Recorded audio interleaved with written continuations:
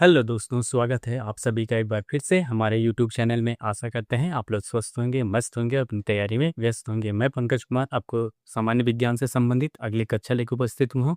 आज हम लोग आज की कक्षा में बात करेंगे कि जो न्यूटन का गतिविषयक द्वितीय नियम होता है, वह नियम कौन सा होता है, उससे कौन सी परिभाषा निकल के आती है, उसके बाद इनका दैनिक जीवन में उपयोग कहाँ कहाँ पे होता है। ऐसे तमाम बिंदुओं के साथ हम लोग आज की कक्षा प्रारंभ करेंगे।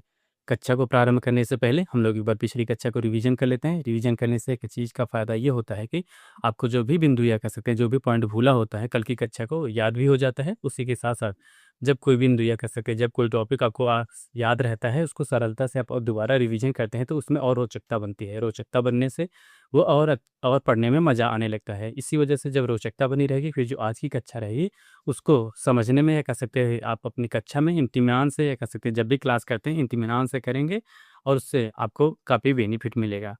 चलिए, हम लोग कल की कक्षा में क्या अध्ययन किए थे? कल की कक्षा में हम लोग अध्ययन किए थे कि जो न्यूटन का गति विषयक प्रथम नियम क्या-क्या, न्यूटन का गति विषयक प्रथम नियम कौन-सा होता है उसके बारे में देखेंगे। उनका प्रथम नियम क्या होता है? जब कोई वस्तु विरामावस्था में है, तो वह विरामावस्था में बनी रहनी चाहती है। ये तो वत ये तो गतिशील अवस्था में तो है, गतिशील अवस्था में बनी रहनी चाहती है, जब तक उस पे कोई बाह्य बल लगाकर उसकी अवस्था को परिवर्तन ना कर दे। क्या होता है? आपको परिभाषा क्या बताइए? जब कोई वस्तु गतिमान अवस्था में है, तो गतिमान अवस्था में रहना चाहती है। जब कोई वस्तु विरामावस्था में है, तो विरामावस्था में रहनी चाहती है, जब तक कि इस पे कोई बाह्य बल लगा के उसकी अवस्था को परिवर्तन न कर दिया जाए। इसी को आपको बताया गया था, जो न्यूटन का गति विषय प्रथम नियम होता है, उसी को जड़त्व आघूर्ण का भी नियम कहा जाता है। इससे बल की परिभाषा भी निकल के आई थी। बल की परिभाषा निकल के आई थी कि बल वह बाह्य कारक है जिससे किसी वस्तु को अवस्था परिवर्तन करने का विरोध करते हो। क्या होता है? जब किसी वस्तु के ऊपर आप बल लगेंगे तो उसकी जो अवस्था होगी वो परिवर्तन होगा, तो उसका विरोध करने के लिए इस प्रकार से इसकी परिभाषा निकली थी। और इसके बाद आपको बताया गया था कि जो इनका दैनिक जीवन, जो न्यूटन का गति विषयक प्रथम नियम होता है, उनका दैनिक जीवन में कहाँ-कहाँ उपयोग होता है, किस तरीके से होता है, ये बताया गया था। देखिए, जब उसका दैनिक जीवन उपयोग बताया गया था, कहाँ बताया गया था?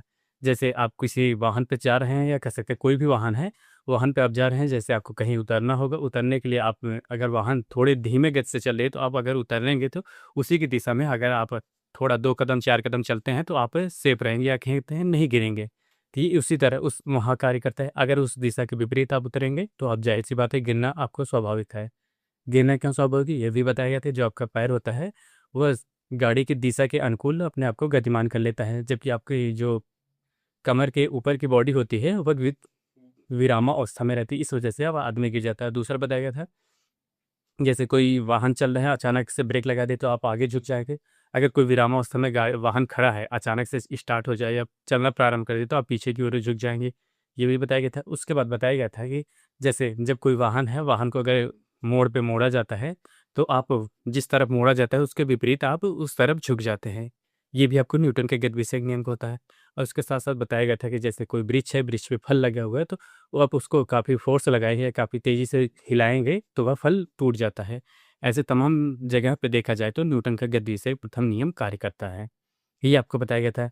अब हम लोग आज की कक्षा में न्यूटन के गतिविषयक द्वितीय नियम के बारे में बात करेंगे कि न्यूटन का द्वितीय गतिविषयक नियम क्या होता है? उसको जानने से पहले एक बार हम लोग जो संवेग किसे कहा जाता है, न्यूटन के गतिविषयक द्वितीय नियम के प्रारंभ करने से पहले हम लोग थोड़ा संवेग के बारे में जान लेते हैं कि संवेग किसे कहते हैं। अगली हेडिंग लिखिए, संवेग किसे कहते हैं? क्या होता है? संवेग के बारे में आपको बताया गया भी है। संवेग किसे कहा जाता है? किसी वस्तु के क्या होता है? किसी वस्तु के, जैसे कोई भी वस्तु है उसके द्रव्यमान और उसका जो द्रव्यमान होगा और उसका जो वेग होगा, उसके गुणनफल से जो प्राप्त होता है, वही उस वस्तु का संवेग कहलाता है। क्या होता है? किसी वस्तु के द्रव्यमान और वेग के गुणनफल को ही आप उस वस्तु का संवेग कहते हैं। संवेग की परिभाषा क्या आपको बताया गया? जब कोई वस्तु है, वस्तु का द्रव्यमान और उसके वेग के गुणनफल से ही आपका संवेग प्राप्त होता है। परिभाषा रहिएगा, किसी वस्तु के किसी वस्तु के द्रव्यमान द्रव्यमान व वेग के गुणनफल से गुणनफल से उस वस्तु का उस वस्तु का संवेग प्राप्त होता है। क्या होता है? संवेग प्राप्त होता है। संवेग प्राप्त होता है। अब जान लेते हैं कि संवेग बराबर क्या होता है। देखिए, संवेग बराबर क्या होगा? संवेग बराबर हो जाएगा, अभी आपको बताया गया क्या होता है, द्रव्यमान और वेग के गुणनफल को। यहाँ पे लिखिए द्रव्यमान गुणे वेग, ये आपके संवेग हो जाएगा। संवेग क्या कहा जाएगा? अगर आपको द्रव्यमान और वेग के गुणनफल से आपकी जो भी राशि प्राप्त होती है वह क्या होगी? संवेग कहलाएगी। क्या होगी? संवेग कहलाएगी। इसका मात्रक जान लेते हैं। जब देखिए, अगर मात्रक कैसे होगा, मात्रक क्या होगा? मात्रक की बात करें तो द्रव्यमान किस में नापा जाता है? किग्रा में। क्या होता है? किग्रा में या किलोग्राम आप कह सकते हैं, जो भी आप लिखिए, किग्रा या किलोग्राम हो सकता है। वेग का क्या मात्रक होता है? वेग का मात्रक होता है, वेग बराबर क्या होता है? वेग बराबर होता है विस्थापन बटा समय। विस्थापन किस में मापा जाता है? मीटर में। और क्या होता है? गुणे, यहाँ ये लिख दीजिए, गुणे वेग का होता है मीटर पर सेकंड। मीटर प्रति सेकंड, इसको क्या हो सकता है? किग्रा मीटर पर सेकंड होता है। इसको आप ऐसे लिख सकते हैं, किग्रा मीटर पर सेकेंड। ये आपका क्या होता है? संवेग का मात्रक होता है। क्या होता है? जो संवेग होता है, संवेग बराबर क्या होता है? द्रव्यमान गुणे वेग होता है। द्रव्यमान को किस में, द्रव्यमान को मापा जाता है किग्रा में। वेग, जो वेग किससे मापा जाता है? वेग बराबर होता है विस्थापन बटा समय। विस्थापन को मापा जाता है मीटर में और जो समय होता है उसको सेकंड में मापा जाता है। इसके हिसाब से आपका निकल के आएगा जो संवेग का मात्रक होगा, किग्रा मीटर पर सेकंड आपका ये निकल के आता है, इसका मात्रक होता है। और इसके साथ आपको बताया गया था ये कैसी राशि होती है। इसकी राशि की बात की जाए तो ये होता है एक सदिश राशि होगी। कौन सी राशि होगी? सदिश राशि होगी। सदिश राशि होगी। ये आप तो ये लगभग आपको बताया जा चुका है। अब यहाँ से कहाँ से, इसके बाद आपसे क्वेश्चन कहाँ से पूछ सकते हैं इसके बारे में देखें। देखिए, अब यहाँ से आपसे क्वेश्चन कहाँ से पूछेगा? जैसे कोई वस्तु, दो वाहन दे दिया गया है। जैसे एक बाय द वे ये मान लीजिए, एक ये वाहन है और एक आपकी ये साइकिल हो जाए।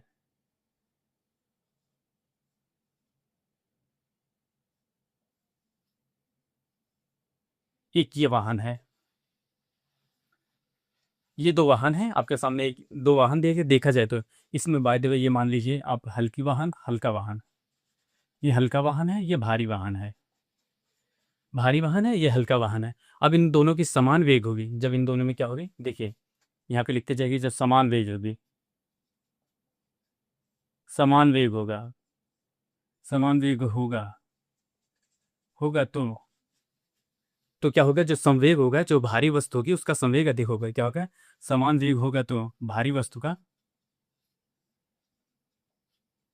भारी वस्तु का संवेग अधिक होगा। संवेग अधिक, समान वेग होगा। आपसे यहाँ लिखा जा रहा है जब समान वेग होगा किसी वस्तु का, जो समान वेग होंगे, समान वेग होगा। जैसे ये इनका दोनों का वेग, अगर बाई ये दोनों की स्पीड कितनी होगी? 10 किमी पर सेकंड। दोनों की स्पीड वही हो रही है, तो इनका वेग देखा जाए तो समान होगा। लेकिन इनके आकार और आकृति की बात की जाए या इनके द्रव्यमान की बात की जाए तो इनके द्रव्यमान या भार भिन्न भिन्न होगा। जो भार अधिक होगा, जिस वस्तु का भार अधिक अधिक होगा, अगर समान वेग से हैं, समान वेग से गति कर रहे हैं और भार अधिक होगा, उस वस्तु का जो संवेग होगा वो अधिक होगा। ऐसा देखो, अगर इस पे आप द्रव्यमान और वेग पे देखेंगे, गुणा करेंगे, तो इसका जो संवेग होगा, जो भारी वस्तु होगा, उसका अधिक होगा। लेकिन अब हम लोग जान लेते हैं कि जैसे अब यही हम मान लेते हैं इन दो, जैसे यहाँ पे अगली अगला लिखिए, जैसे यहाँ पे दो वाहन हो गए हैं। ये दो वाहन हो गए, ये दोनों वाहन समान भार के हैं। क्या होते हैं? समान भार के, समान भार। यहाँ पे समान भार, समान भार। अब बात की जाए, जैसे यहाँ लिखिए समान भार के, समान भार। अब इन दोनों में से जब देखा जाए तो दोनों का जो समान भार होता है, अभी तो आपको बताया गया जी, जिसमें वेग अधिक होगा, या कह सकते हैं वेग समान है तो भार जिसमें अधिक होगा उसका संवेग जो होता है अधिक होगा। अब आपका दूसरा कंडीशन एक उत्पन्न होता है कि जिसमें जैसे दो वाहन हो गए, दोनों का भार समान है। अब क्या होगा? इन दोनों का संवेग क्या समान होंगे या दोनों का संवेग भिन्न भिन्न होंगे? इसकी बात करते हैं। इसमें अगर देखा जाए तो समान भार होने पर अब इसमें इसमें एक कंडीशन उत्पन्न होगी, जिसका वेग अधिक होगा। क्या होगा? वेग अधिक, वेग अधिक होगा, वेग अधिक होगा, उसका संवेग अधिक होगा। क्या होगा? उसका संवेग अधिक होगा, अधिक होगा। ये याद रखिएगा। आपसे यहाँ से सीधा कुछ, यहाँ दोनों ये जो बिंदु दिखा है, ये दोनों दिए गए हैं, यहाँ से आपसे क्वेश्चन पूछे जा सकते हैं। जैसे आपको बताया गया कि जैसे दो ट्रक हैं, या कह सकते हैं दो जैसे जो भी वस्तु मान लीजिए, दो समान भार के हों और उनकी गति भिन्न भिन्न हो, या कह सकते हैं उनका वेग भिन्न भिन्न हो, तो उन दोनों में किसका संवेग सबसे अधिक होगा? तो जैसे दो समान भार वाले होंगे, जिनका वेग अधिक होगा, उसमें उनका संवेग अधिक होगा। और अगर दो समान वेग से कोई वाहन चल रहे हैं, या कह सकते हैं कोई भी वस्तु गतिमान कर रही है, तो उनमें जिसका द्रव्यमान अधिक होगा उसका संवेग अधिक होगा। ये याद रखेंगे। ये आपकी काफ़ी महत्वपूर्ण है, इस पे डबल स्टार बना लीजिए। ये आपसे एग्जाम में आपसे एग्जाम में कई बार पूछे जा चुके हैं या पूछे जाने की संभावना बनी रहती है, इसको याद रखिएगा। अब हम लोग बात करेंगे जो न्यूटन का गति विषयक द्वितीय नियम होता है। आखिर न्यूटन का गति विषयक द्वितीय नियम कौन सा होता है, उसका व्यवहारिक जीवन में कहाँ कहाँ उपयोग होता है, ऐसे बिंदु के बारे में हम लोग अगला बिंदु लिखें। हेडिंग डालिए न्यूटन का गति विषयक द्वितीय नियम। देखिए अगली हेडिंग क्या है, न्यूटन के गति विषयक द्वितीय नियम क्या होता है। यहाँ हेडिंग डालिए न्यूटन के गति विषयक द्वितीय नियम। द्वितीय नियम आखिर न्यूटन का जो गति विषयक द्वितीय नियम है कहाँ, न्यूटन का द्वितीय नियम जो गति विषयक द्वितीय नियम है क्या है, इसके बारे में जान लेते हैं कि जैसे इसमें आपको बताया गया है। इस नियम के अनुसार क्या होता है, किसी वस्तु के संवेग परिवर्तन क्या होता है, किसी वस्तु के संवेग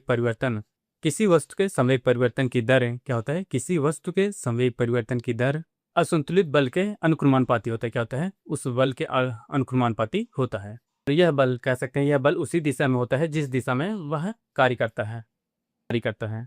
इस नियम के अनुसार क्या होता है, इस नियम के अनुसार किसी वस्तु के संवेग परिवर्तन की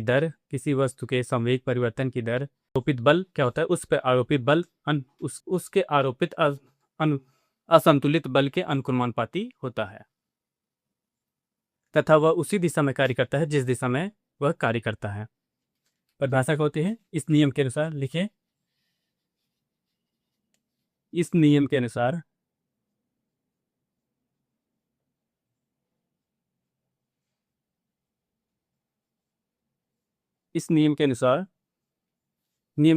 किसी वस्तु के क्या होता है, किसी वस्तु के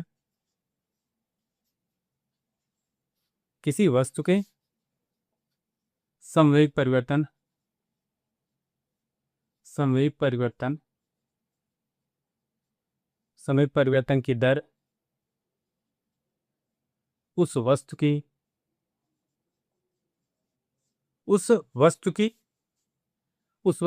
आरोपित क्या होता है, उस वस्तु की आरोपित असंतुलित बल क्या होता है, असंतुलित बल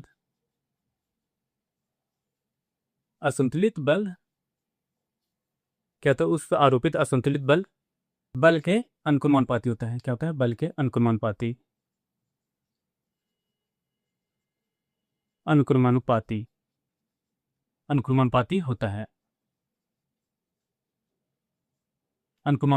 होता है तथा यह उसी दिशा में होता है। क्या होता है, तथा यह उसी दिशा में होगा, यह उसी दिशा में होता है जिस दिशा में कार्य होता है, जिस दिशा में कार्य होता है या कह सकते हैं जो न्यूटन का गति विषयक द्वितीय नियम होता है वो उसकी परिभाषा होती है। क्या होता है, इस नियम के अनुसार किसी वस्तु के समय परिवर्तन, सबसे पहले याद रखिएगा इसमें जो न्यूटन का द्वितीय नियम होता है इसमें समय परिवर्तन की बात की गई है। क्या होता है, समय परिवर्तन की दर उस वस्तु को आरोपित असंतुलित क्या होता है, असंतुलित बल के अनुक्रमानुपाती। याद रखिएगा असंतुलित जो बल होता है उसके अनुक्रमानुपाती होता है, या उसी दिशा में क्या क्या करते हैं, उसी दिशा में होता है जिस दिशा में कार्य होता है। ये याद रखिएगा, इससे आपकी परिभाषा निकल के आती है। यह बराबर क्या होता है, एम ए जो होता है ये आपके न्यूटन के गति विषयक द्वितीय नियम से ही निकल के आते हैं। यह जो होता है बल होता है और यम जो होता है द्रव्यमान होता है और ए जो होता है आपका त्वरण होता है। क्या होता है, इससे आपकी जो बल का ये परिभाषा निकल के आती है। बल बराबर क्या होता है, द्रव्यमान गुणे त्वरण। ये न्यूटन के गति विषयक द्वितीय नियम से ही आपको इसको निकल जाता है। अब इसका बल की मात्रक भी जान लेते हैं। इसमें क्या होता है, यहाँ से बल का मात्रक न्यूटन ही आता है, बल का हर जगह मात्रक न्यूटन ही रहेगा। ये आपका न्यूटन का गति विषयक द्वितीय नियम होता है। अब हम जान लेते हैं कि इसका व्यवहारिक जीवन में कहाँ कहाँ पे उपयोग होता है। अगली हेडिंग लिखिए,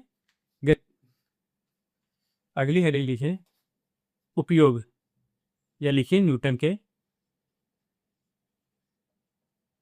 गति विषयक द्वितीय नियम के उपयोग,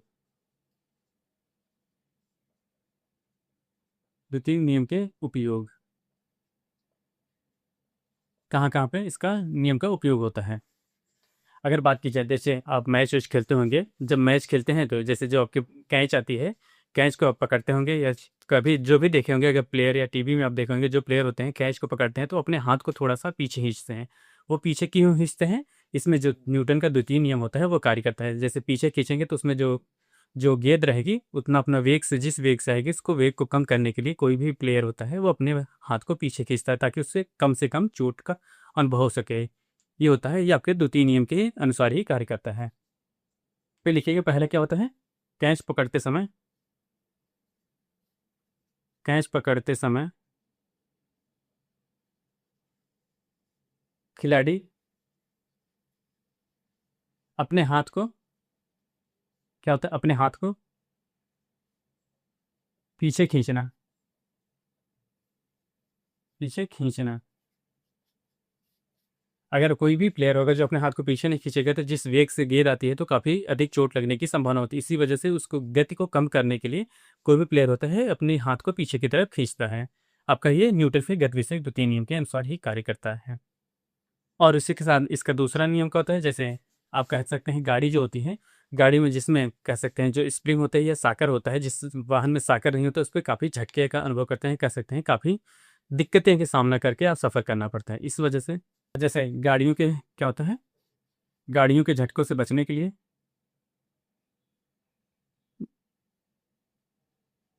झटके से बचने के लिए अब क्या होने लगा, वाहनों में स्प्रिंग का प्रयोग, स्प्रिंग का प्रयोग स्प्रिंग रहेगी। जैसे कोई भी अगर वाहन है किसी ब्रेकर पे जा रही है तो वो आखिर स्प्रिंग करेगी कि जिससे कम अनुभव होगा या कह सकते हैं झटका लगने की कम संभावना होगी। कहते हैं शॉक एब्जॉर्ब भी कहते हैं। क्या कहते हैं? Shock absorb, shock absorb. इसका कार्य क्या होता है? जैसे कोई भी अगर कह सकते हैं जैसे ऊबड़ खाबड़ एरिया है तो उस पर अगर कौन वाहन जा रहे थे, जो शॉक एब्जॉर्ब होता है वो स्प्रिंग जिस हिसाब से अपने आप को संतुलन कर लेता है जिससे जो सामने बैठा हुआ व्यक्ति होता है उसको अनुभव नहीं होगा। ये होता है किस लिए बनाए गए? ताकि जो व्यक्ति होते हैं उसको आसानी से, या कह सकते हैं आसानी से अधिक दूर तक सफर कर सकें। अगला देख ली, अगला जैसे अब बात मान लीजिए जैसे दो गेंदों को आप उछालिए, जैसे एक गेंद हल्की हो एक गेंद भारी हो। जो भारी, दोनों को एक समान वेग से उछालिए, जो हल्की गेंद होगी उसको पकड़ने में आसानी होगी। क्या होगा? हल्की वस्तु को पकड़ने में आसानी होगी, जो भारी गेंद होगी उसको पकड़ने में थोड़ी मुश्किल हो सकती है। इस वजह से इसमें ये तीसरा नियम भी, ये जो कह सकते हैं तीसरी होगी, हल्की और भारी गेंद में, हल्की व भारी बॉल में, हल्की को हल्की बॉल को, हल्की बॉल को पकड़ना आसान